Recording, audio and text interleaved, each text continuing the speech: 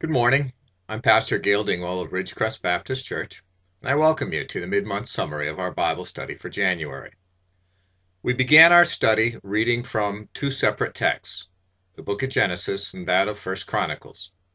Each text is written to different generations of the same people, the Israelites, who are in their own time returning to their homeland after enslavement by a foreign power.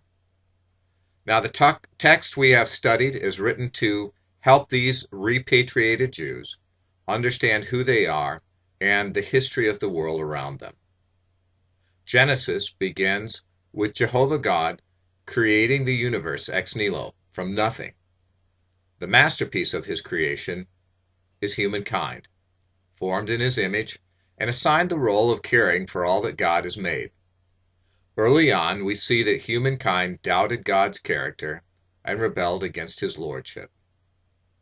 The immediate consequence is to be driven from the perfect life they enjoyed, suffering spiritual death and manifesting a curse upon all the earth, a curse that would plague every generation to come.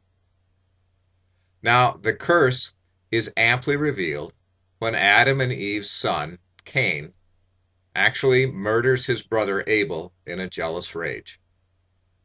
So it is that humankind continues on a downward spiral until the Lord determines to erase all humankind in a catastrophic flood. He selects the most godly man of his generation, Noah, who constructs an enormous boat to preserve the land animals, plus a small remnant of humankind. Sadly, once they land on dry land again, mankind's nature is quickly revealed, and the curse is once again set in motion. Humans reject the Father's instruction, his guidance to spread out and to tame the land, and instead they congregate building large cities.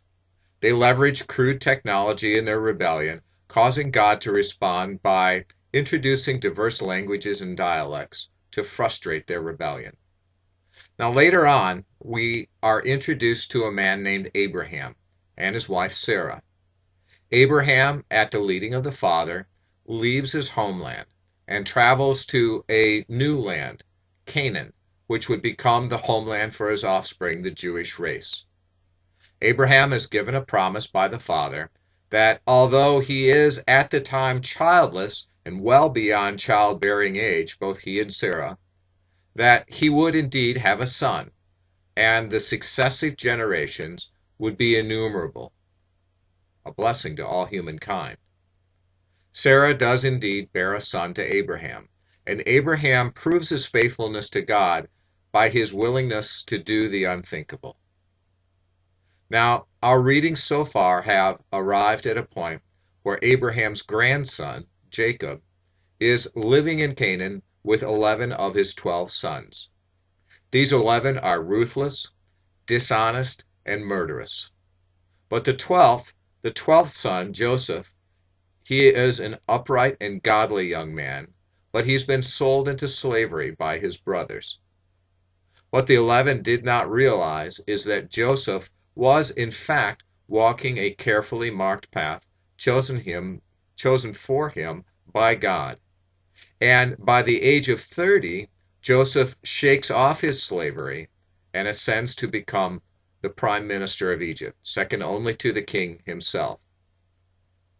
So, if you're feeling like we've covered a lot of ground in a short period of time, that's because we have. Hopefully you're taking notes, asking questions along the way, because the pace really is going to remain pretty brisk as we move through. Just tomorrow, in fact, we're going to see the 11 come face to face with none other than Joseph himself. I hope you're looking forward to it. Well, this concludes our mid-month summary. And I close by saying, may you discover the Father's blessing in his holy word. Good morning.